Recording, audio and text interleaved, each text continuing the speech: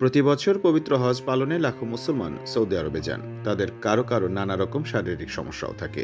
এর মধ্যে বিশেষভাবে গুরুত্বপূর্ণ ডায়াবেটিসে আক্রান্ত রোগীর নানা রকম জটিলতা থাকতে পারে। তার মধ্যে স্নায়বিক জটিলতাকে বিশেষভাবে গুরুত্ব দেওয়া হয়। এ ধরনের জটিলতার কারণে প্রতি বছর ডায়াবেটিসে আক্রান্ত উল্লেখযোগ্য সংখ্যক রোগী হজের সময় পায়ে ঘা, সংক্রমণ, পায়ের আলসার ও অন্যান্য জটিলতায় ভোগেন। তাই ডায়াবেটিসে আক্রান্ত রোগীর হজ পালনের ক্ষেত্রে পায়ের অবস্থা জানা ও পায়ের যত্নে বিশেষ নজর দিতে হবে। গবেষণায় দেখা গেছে প্রায় 15% হজযাত্রী ডায়াবেটিক নিউরোপ্যাথিতে ভোগেন, যা পায়ের ক্ষত বা ঘায়ের মতো জটিলতার ঝুঁকি বাড়িয়ে দেয়। ডায়াবেটিসে আক্রান্ত হজযাত্রীদের চিকিৎসকের পরামর্শ গ্রহণের বড় কারণগুলোর একটি হলো পায়ের আলসার। অনেক সময় অস্ত্রোপচারেরও প্রয়োজন হয়। হাঁটতে গিয়ে 31% হজযাত্রীর পায়ে ফোস্কা পড়ে আর পা ফুলে যায় 25%।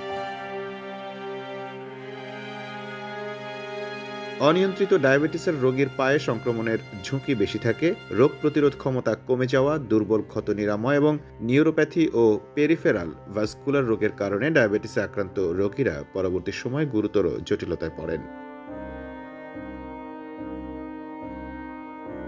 ঝুঁকি কমাতে যা করবেন: ১. দীর্ঘ সময় হাঁটা ও শুষ্ক আবহাওয়ার কারণে পায়ে সৃষ্ট ফাটল রোধে ডায়াবেটিসের রোগীদের প্রতিদিন দুবার ভালো মানের গন্ধহীন ময়শ্চারাইজার ব্যবহার করা উচিত। কারণ ডায়াবেটিক নিউরোপ্যাথির রোগীর পায়ের ত্বক শুষ্ক থাকে ও সহজেই ফাটে। সেই ফাটল দিয়ে সংক্রমণ প্রবেশ করতে পারে।